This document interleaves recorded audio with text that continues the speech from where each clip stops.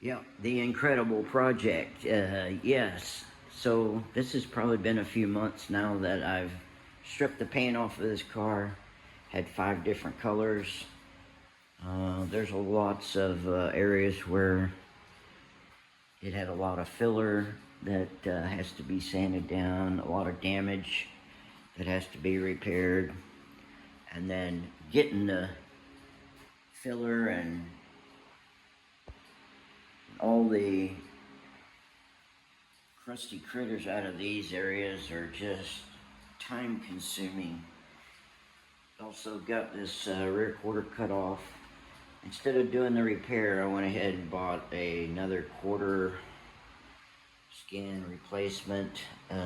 So just prepping that, trying to rebuild broken pieces, cleaning up underneath the fender wells, got the floor pans in. Yeah, I know these, got to buy a lot of carpet and parts, and I've got to replace this whole entire piece back here, but took the glass out here so we could clean the channel up. Yeah, there's a lot of broken pieces that we've got to been making repairs on to hold this car back together. And yeah, it's one of these things that requires a heck of a lot of discipline, because if you got other things going on in life that gets in the way, these things never get finished. They never get done. However, this is what I do for a hobby, so I'm out here every day. Every now and then I'll take a day or two off and not do anything, but still got to decide whether I want an aftermarket AC or completely go through this one and make sure it doesn't leak, and make sure that it'll blow, make sure the fans are working. The other thing I want to do is take all this wiring and change it out to aftermarket wiring, and avoid all the computer controlled stuff that I can, I guess, because the main computer isn't hooked up, but I know it has wiring and stuff for the wipers, the antenna and all that stuff, so it's got to have that. I got new console plates, the new dash, all this stuff that we're gonna, new steering wheel that I'm gonna put in. When I take the dash out, I'll take these hinges off and media blast them and refinish those. Yeah, still lots of work to do on it, but just to let you know, I'm still here, still working. I've got the hood outside. I'm gonna sand it. It's got one coat of gold and primer on it, so for some reason it didn't get the 4 or 5 other colors that this thing had on it. I still got the doors to strip, do, and clean up, but then yeah, this C3, it's 81. I probably got, with the new leaf springs and the new suspension I've got set up out here, and I've probably got 6,000 in it. So there's the frame, and replacing most of the rear end, rebuilding it actually. I've got lots of parts over there. Trailing arms, I'm saving all that stuff, putting new bearings in there, adjusting the play, doing all that. Everyone said it was too much trouble, but you know, actually, this car is nothing but trouble. So replacing the wheel bearings and the rear trailing arm hubs, that's nothing. So I got one right there that's ready for bearings.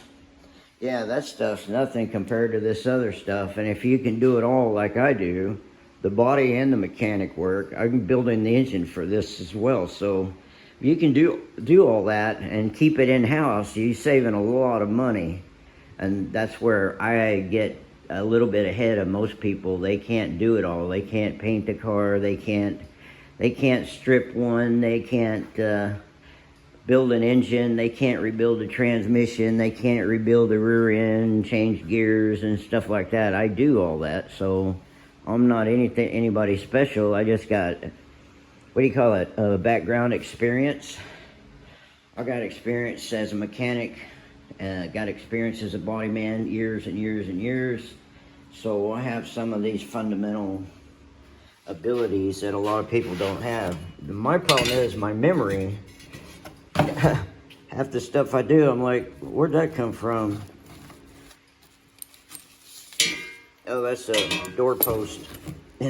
So yeah, I'm like, I forget. Camber adjustment for the rear strut arm, I guess. Yeah, I forget some of these things and I have to look them up.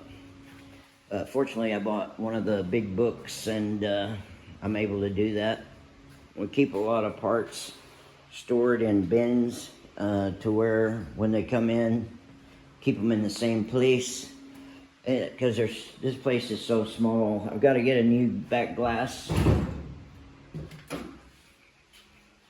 So this place is so small, I've got to store lots of parts in here. There's some heads for it, water pump, some other parts that I have, some paint guns, a cam, all kinds of goodies that I've got to put on the car. But yeah, yep, she's coming along, and I think I can get this done in a year and a half.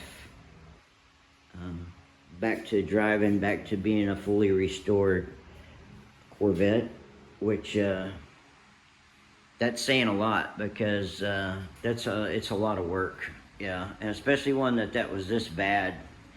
And I've actually seen cars that were in way better shape than this selling with list price, offering them these cars, the earlier 70 models, for like $16,000. So this car will have that in it when it's done. Whether or not I can get $16,000, that's a whole different ball game there. So with it being fully restored, and if somebody really likes it, you know, they may pay 20, and then all that extra money that I'll have, it's not really extra because I worked my ass off for it. It's like peanuts.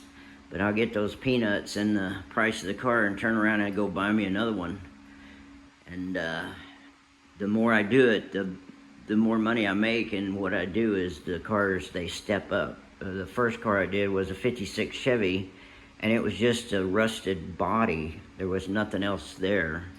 And so I spent a fortune on it, but I was able to turn that money and go to the next one, and then the next one.